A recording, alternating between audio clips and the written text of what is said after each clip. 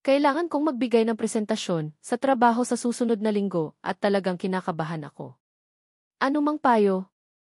I have to give a presentation at work next week and I'm feeling really nervous. Any advice? 다음 주에 회사에서 발표가 있는데 너무 떨려.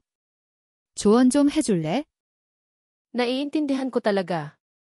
Isang bagay na talagang nakakatulong sa akin ay ang pagsasanay sa harap ng salamin. I totally get that. One thing that really helps me is practicing in front of a mirror.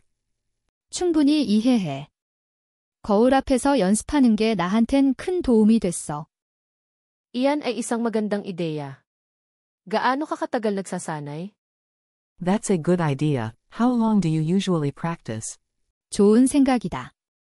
보통 얼마나 연습해? Karaniwan akong nagsasanay ng mga 15 hanggang 20 minuto, bawat araw hanggang sa pagtatanghal. Tinutulungan akong maging komportable sa materyal. I usually practice for about 15 to 20 minutes each day leading up to the presentation. It helps me get comfortable with the material. 보통 발표 전날까지 매일 15분에서 20분 정도 연습해.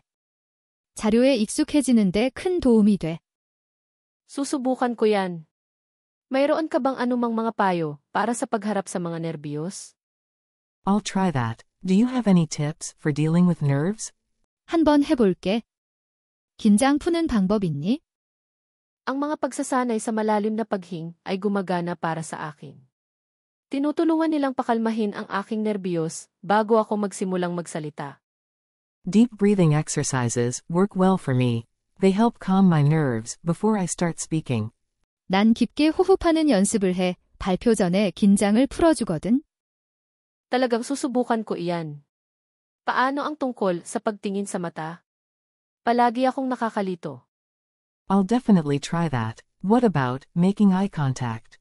I always find that tricky. 그거 꼭 해볼게. 시선 처리하는 건 어때? 나한텐 그게 좀 어려워. Maaaring mahirap pagtingin sa mata. Subukang tumingin sa ilang magiliw na mukha sa madla, ginagawa nitong mas natural ang pakiramdam ng koneksyon. Eye contact can be challenging. Try looking at a few friendly faces in the audience. It makes the connection feel more natural. 시선 처리하는 게 쉽지 않지? 관중 중에서 친근한 얼굴 몇 명을 보면서 해봐. 더 자연스러워질 거야. Mukhang magandang diskarte yan.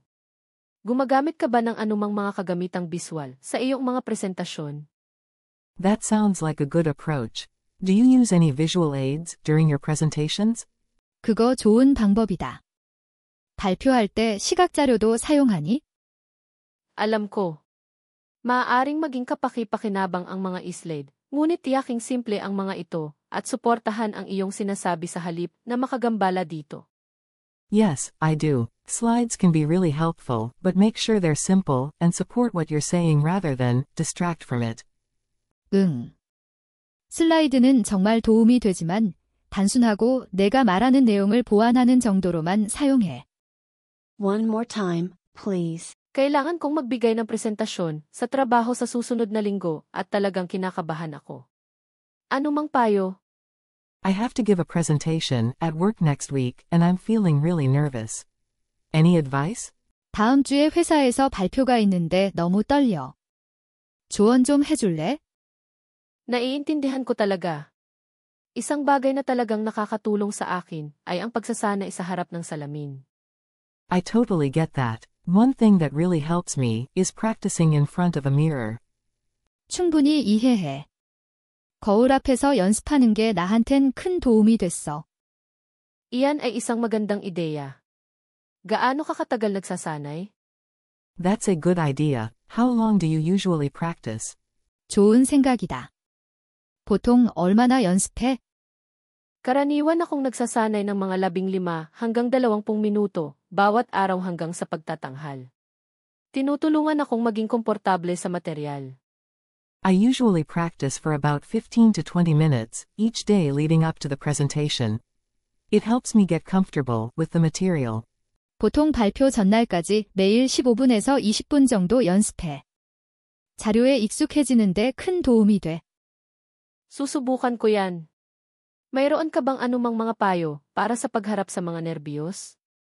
I'll try that. Do you have any tips for dealing with nerves? 한번 해볼게. 긴장 푸는 방법 있니? Ang mga pagsasanay sa malalim na paghing ay gumagana para sa akin. Tinutulungan nilang pakalmahin ang aking nerbiyos bago ako magsimulang magsalita. Deep breathing exercises work well for me. They help calm my nerves before I start speaking. 난 깊게 호흡하는 연습을 해 발표 전에 긴장을 풀어주거든. Talagang susubukan ko iyan. Paano ang tungkol sa pagtingin sa mata? Palagi akong nakakalito. I'll definitely try that. What about making eye contact? I always find that tricky. 그거 꼭 해볼게. 시선 처리하는 건 어때? 나한텐 그게 좀 어려워. Maaaring mahirap pagtingin sa mata. Subukang tumingin sa ilang magiliw na mukha sa madla, ginagawa nitong mas natural ang pakiramdam ng koneksyon. Eye contact can be challenging. Try looking at a few friendly faces in the audience. It makes the connection feel more natural. 시선 처리하는 게 쉽지 않지? 관중 중에서 친근한 얼굴 몇 명을 보면서 해봐. 더 자연스러워질 거야. Mukhang magandang diskarte yan. Gumagamit ka ba ng anumang mga kagamitang biswal sa iyong mga presentasyon? That sounds like a good approach.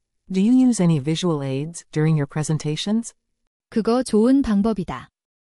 발표할 때 시각자료도 사용하니? Alam ko. Maaaring maging kapaki-pakinabang ang mga slide, ngunit tiyaking simple ang mga ito at suportahan ang iyong sinasabi sa halip na makagambala dito. Yes, I do. Slides can be really helpful, but make sure they're simple and support what you're saying rather than distract from it. 응. 슬라이드는 정말 도움이 되지만 단순하고 내가 말하는 내용을 보완하는 정도로만 사용해.